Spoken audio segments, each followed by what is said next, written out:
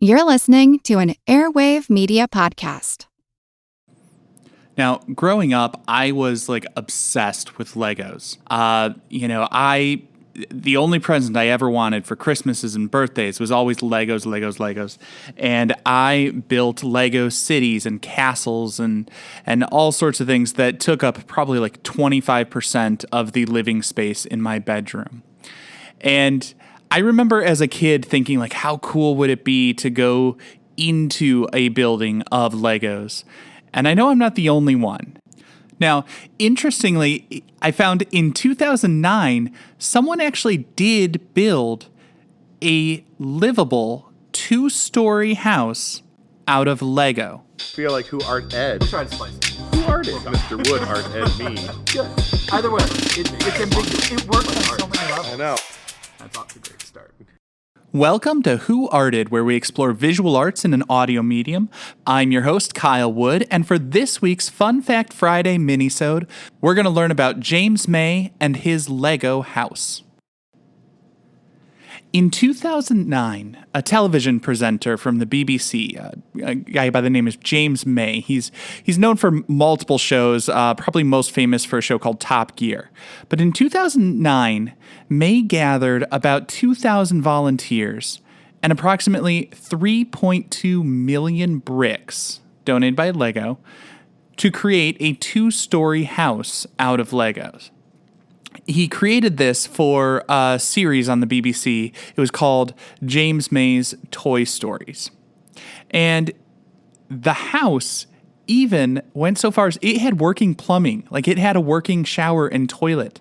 So May actually spent the night in his Lego house, and he made 2 important discoveries. First, he found out that a Lego bed is not the least bit comfortable. And secondly, he discovered the structure that he had built was not waterproof. Ultimately, for all of its charm and just graphic appeal, as well as just the delightful, sort of wish fulfillment, childhood fantasy of it all, the Lego house was not fated to be a permanent structure. May and his volunteers built their Lego house on land supplied by a vineyard. And the vineyard allowed them access to it and a wonderful location for building and as a lovely backdrop for the television show. But at a certain point, they needed their land back. The Lego house was getting in the way of their harvest. And at that point, they looked to move the house elsewhere. Unfortunately, it's kind of hard to move a house. It is very, very expensive to move a house. I think estimates were it would cost around $80,000 or in the neighborhood of £50,000 to disassemble, relocate, and reassemble May's house. So their plan to move it to Legoland kind of fell through because of the expense, and May kind of made a last-minute attempt to try to find someone else who could take the structure. I think he even was willing to give it away for free to anyone who could simply foot the bill to move it and have a plot of land to put it onto. But nobody was willing or able to take him up on the offer, and so the 2-story Lego house had to come down.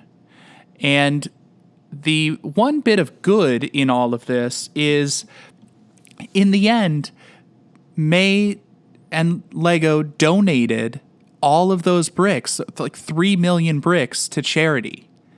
So James May got to live out his childhood fantasy, build a life-size Lego home for him to be in.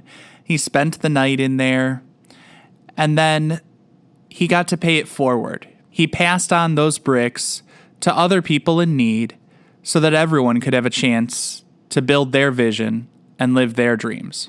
This concludes this week's episode of Who Arted. If you found this tolerable, please like and subscribe on Apple Podcasts, Spotify, or wherever you're listening. You can find images of the work being discussed this week and every week in the show notes, on Twitter @WoodArtEd, and the website whoartedpodcast.com. Podcast done.